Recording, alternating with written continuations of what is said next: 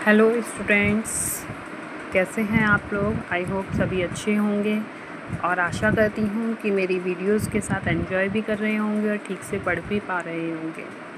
आज मैं आपके समक्ष कार्बोहाइड्रेट का सेकंड पार्ट लेकर आई हूँ, जिसमें हम लोग उसके प्राप्ति स्रोत और कमी से होने वाले रोग तथा उसके साथ साथ अधिकता से होने वाले रोग भी देखेंगे। जैसा कि आप लोग थंबनेल में देख पा रहे होंगे, मैंने दिया है क्या चुनेंगे आप, कार्ब्स या फास्ट फूड। चुनाव आपका, सेहत या बीमारी। तो अब ये आप पर डिपेंड करता है कि हम लोग क्या अपनी थाली में लेना चाहेंगे और क्या छोड़ना चाहेंगे। तो इसी के साथ हम लोग आगे चलते हैं।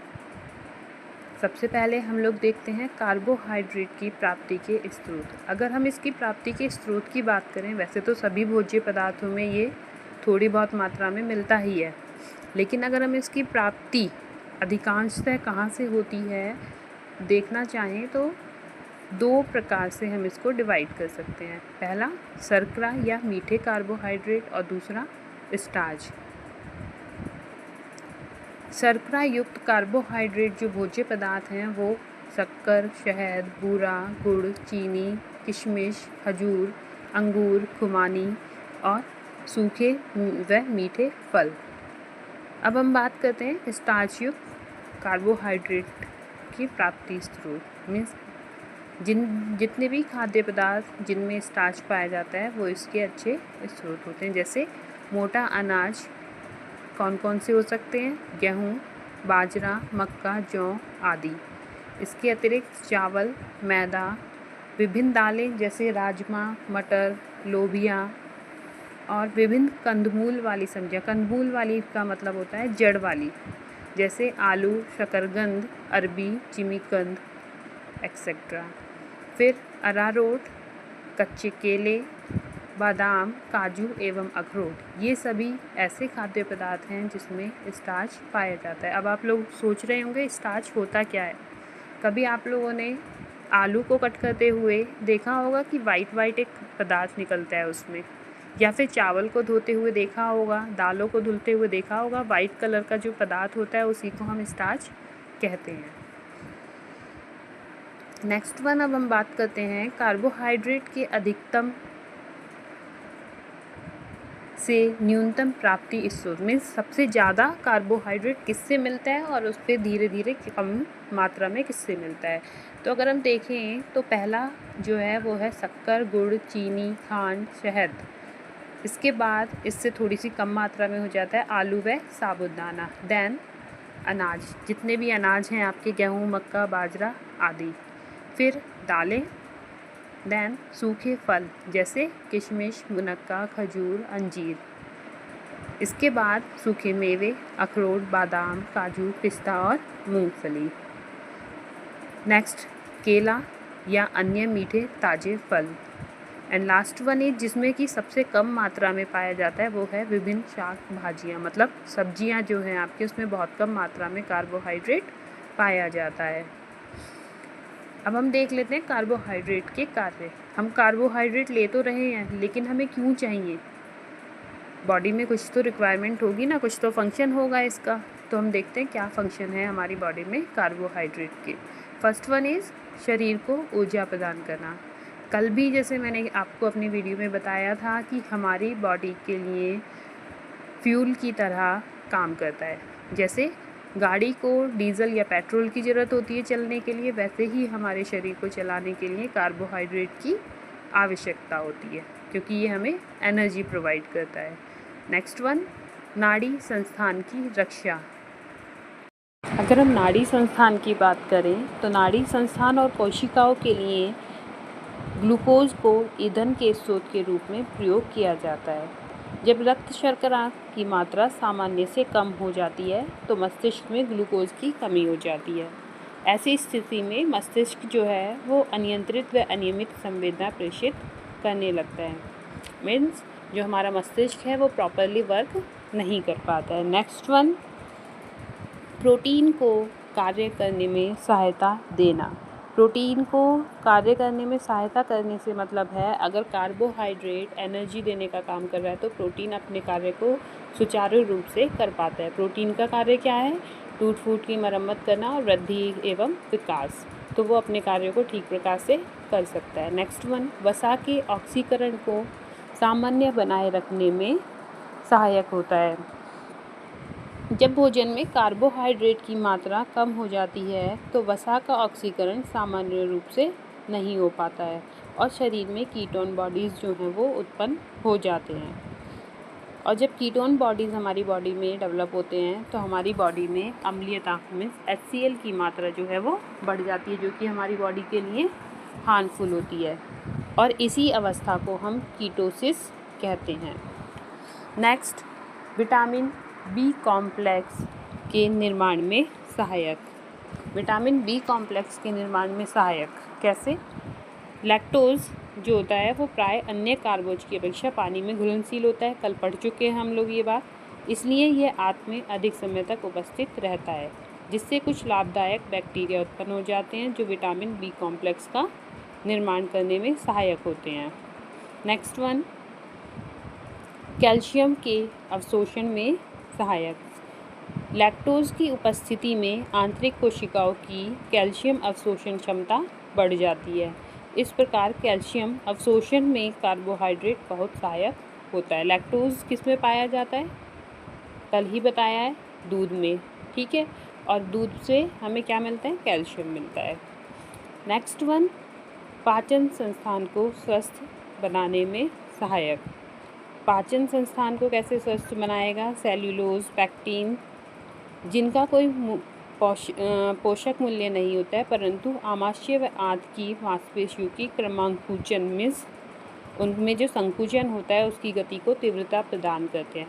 कल हमने जो पढ़े थे पॉलीसैकेराइड्स, उन्हीं के प्रकार हैं सेल्यूलोज और पैक्टिन। और ये दोनों, इनका वैसे अगर देखा जाए तो न्यूट्रिटिव वैल्यू 0 है, बट ये क्या करते हैं? रफेज की तरह हम इनको मान सकते हैं। तो रफेज का काम क्या होता है? जो हमारी इंटेस्टाइन होती है उसमें संकुचन को बढ़ाने का या संकुचन की तीव्रता को बढ़ाने का कार्य करते हैं, जिससे कि कॉन्स्टिपेशन की समस्या उत्पन्न नहीं होती है। एंड लास्ट वन इज़ शरीर के तापक्रम को नियंत्रित करना। शरीर के तापक्रम को नियंत्रित करने का काम भी कार्बोहाइड्रेट जो है वो करता है। अब नेक्स्ट हम बात कर लेते हैं आयु वर्ग के अनुसार कार्बोहाइड्रेट की आवश्यकता। ये RDA के अनुसार है। आप लोग देख सकते हैं 1 से 3 वर्ष 130 to 150 ग्राम। अगर 4 से 8 वर्ष के बालक की देखें तो 150 to 200 ग्राम। 9 to 13 ईयर्स के बच्चे के लिए 200 to 250 ग्राम। किशोर अवस्था में 14 to 18 250 to 300 plus gram. Plus ग्राम हमने क्यों किया? अगर शारीरिक गतिविधि ज़्यादा हैं तो 300 से ज़्यादा हो सकती है और शारीरिक गतिविधियाँ कम हैं तो 250 से 300 के बीच में रहेगी। वयस्क व्यक्ति की बात करें मीन्स 90 प्लस की अगर हम बात करें तो 225 से 325 ग्राम, अगर उनकी कैलोरी रिक्वायरमेंट 2000 है तो। नेक्स्ट, गर्भवती महिला की कार्बोहाइड्रेट की रिक्वायरमेंट की बात करें तो 175 ग्राम प्रतिदिन। और स्तनपान कराने वाली मीन्स फीड कराने वाली जो माताएं होती हैं उनके लिए 210 ग्राम से 230 ग्राम पर डे होती है। और ये कब तक के लिए? स्टार्टिंग के 6 मंथ के लिए। नेक्स्ट वन, कार्बोहाइड्रेट की कमी से हानियाँ। ये बहुत इम्पॉर्टेंट है कि हमें पता हो कि कार्बोहाइड्रेट की कमी अगर हमारी बॉडी में हो रही है तो उससे क्या क्या प्रॉब्लम हमारे सामने आ सकती हैं। सबसे पहले हम बात करते हैं हाइपोग्लाइसीमिया। हाइपोग्लाइसीमिया क्या होता है? हाइपोग्लाइसीमिया से मतलब है कि अगर हमारी बॉडी में एनर्जी का लेवल जो है वो डाउन हो जाता है, एनर्जी ख़त्म हो गई मीन्स ग्लूकोज का लेवल डाउन हो गया तो हमारे अंदर ऊर्जा नहीं बचेगी और हम बेहोश हो सकते हैं। तो ऐसी स्थिति को हम कहते हैं हाइपोग्लाइसीमिया। थकान व सुस्ती, वही अभी हमने बताया कि ग्लूकोज का लेवल कम होगा तो हम काम करते हुए जल्दी थक जाएंगे और कभी कभी ऐसा भी होता है कि हमें आलस की फीलिंग आती है और हमें काम करने का मन नहीं होता है। नेक्स्ट वन, मानसिक तनाव। मानसिक तनाव मीन्स अभी हमने बात की थी कि अगर ग्लूकोज का लेवल कम होता है तो जो हमारा ब्रेन है वो काम करना कम कर देता है, और ऐसी स्थिति में हमें तनाव होने लगता है, मीन्स चिड़चिड़ापन होगा, कोई काम करने का मन नहीं करेगा, बैठे रहेंगे, ठीक है, इस तरह की सिचुएशन। नेक्स्ट वन, कीटोसिस और मुंह से दुर्गंध। कीटोसिस का क्या मतलब है कि जब कार्बोहाइड्रेट हम नहीं ले पा रहे हैं तो जो हमारे संचित कार्बोहाइड्रेट था वो भी ख़त्म हो गया है, तो कार्बोहाइड्रेट की जगह वसा हमें एनर्जी देने का काम करने लगती है। तो जब फैट कार्बोहाइड्रेट का काम करता है तो उसको कीटोसिस प्रोसेस कहते हैं। अब हम बात करते हैं पाचन संबंधी समस्याएं। अभी हमने पढ़ा कि जो दो हमने पॉलीसैकेराइड्स के टाइप पढ़े, जिसमें हमने पढ़ा था कि एक तो आपका पैक्टिन और दूसरा सेल्यूलोज आपके पाचन को बनाए रखने में सहायक होता है। अगर कार्बोहाइड्रेट की कमी होगी या फिर हम सेल्यूलोज या पैक्टिन नहीं लेंगे या रफेज नहीं लेंगे अपने खाद्य पदार्थों में या भोजन में, तो पाचन जो है वो ठीक प्रकार से नहीं हो पाएगा और कॉन्स्टिपेशन जैसी समस्या हमारे साथ उत्पन्न हो सकती है। नेक्स्ट वन है मांसपेशियों में ऐंठन। मांसपेशियों में ऐंठन से क्या मतलब है, अगर हमारी बॉडी में कार्बोहाइड्रेट की कमी हो रही है, एनर्जी की कमी होगी तो जो हमारी मांसपेशियां हैं उनमें दर्द और ऐंठन जैसी समस्या उत्पन्न हो जाती है। दीर्घकालिक स्वास्थ्य जोखिम से क्या मतलब है कि जो ये छोटी छोटी समस्याएं हमने पढ़ी, अगर इनको हम इग्नोर करते रहें तो एक टाइम पर आकर ये लंबी और घातक बीमारी का रूप ले लेती हैं। नेक्स्ट, आपको अच्छे से ये तो पता ही होगा कि अगर किसी चीज़ की कमी से प्रॉब्लम हो रही है तो एक्सेस भी जो है वो नुकसानदायक है। तो इसी तरह कार्बोहाइड्रेट की कमी से इतने सारे रोग हमने देखे, लेकिन अगर कार्बोहाइड्रेट ज़्यादा मात्रा में हम लोग ले लेते हैं, हमारी बॉडी में कार्बोहाइड्रेट बढ़ जाए, तो कार्बोहाइड्रेट मीन्स ग्लूकोज का स्तर अगर बढ़ जाता है तो क्या क्या प्रॉब्लम हमें होगी, मोटापा और वज़न बढ़ना। ये तो सबसे पहला है कि अगर कार्बोहाइड्रेट ज़्यादा ले रहे हैं तो आप मोटे होने लगेंगे, आपका वेट बढ़ने लगेगा। दूसरा, इसके साथ साथ ही आपको क्या प्रॉब्लम आएगी, टाइप 2 मधुमेह। टाइप 2 मधुमेह का क्या मतलब है कि हमारी बॉडी में एक हार्मोन पाया जाता है इंसुलिन, जो कि हमारे ग्लूकोज के लेवल को बनाए रखने का काम करता है। और इस पर क्या होता है कि इंसुलिन जो है उसका सिक्रेशन कम हो जाता है, और इंसुलिन का सिक्रेशन कम होने से हमें टाइप 2 मधुमेह हो जाता है, और ऐसी स्थिति में हमें इंसुलिन बाहर से लेना पड़ता है, मीन्स इंजेक्शन के थ्रू लेना पड़ता है। थर्ड वन, हृदय रोग, हार्ट डिजीज़, मीन्स अगर कोई भी है वेट बढ़ेगा तो ऐसे में हार्ट प्रॉब्लम होने के चांसेस भी बढ़ जाते हैं। फिर हम बात करते हैं फैटी लीवर की। फैटी लीवर से मतलब क्या है कि जो आपका लीवर है उसमें फ़ैट की मात्रा जो है वो बढ़ने लगती है, और ऐसा कब होता है, फ्रक्टोज़ के अत्यधिक सेवन के टाइम पर ऐसी समस्या देखने को मिलती है। Next,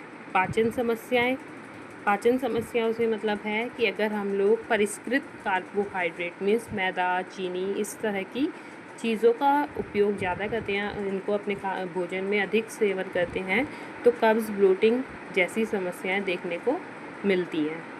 and last one is मानसिक अस्वस्थता से मतलब है कि अगर कार्ब्स जो हैं वो अधिक मात्रा में हमने ली हैं और ब्लड शुगर अचानक से बढ़ रहा है या घट रहा है, तो ऐसी स्थिति में मानसिक अस्वस्थता भी देखने को मिलती है। तो आज के लिए इतना ही। आई होप आप लोगों को समझ में आया होगा। कोई क्वेरी है तो आप लोग मुझसे पूछ सकते हैं। Thank you so much. और आप लोग मुझे मैसेज करके ये और बताइए कि आप लोग नेक्स्ट किस टॉपिक पे वीडियो चाहते हैं, तो मैं कोशिश करूँगी कि अपनी अगली वीडियो उसी टॉपिक पर बना पाऊँ जिस पे ज़्यादा से ज़्यादा आप लोग चाहते होंगे। लेकिन आपसे एक शिकायत भी है कि आप लोग वीडियो को पूरी तरह से देखते नहीं हैं। मैं आप ही लोगों के लिए बना रही हूँ, तो प्लीज़ वीडियो को पूरा देखिए लाइक करिए, मुझे मैसेज करिए, जिससे कि मुझे मोटिवेशन मिले और मैं आगे आप लोगों के लिए अच्छी से अच्छी वीडियो बना सकूँ। तो थैंक यू सो मच।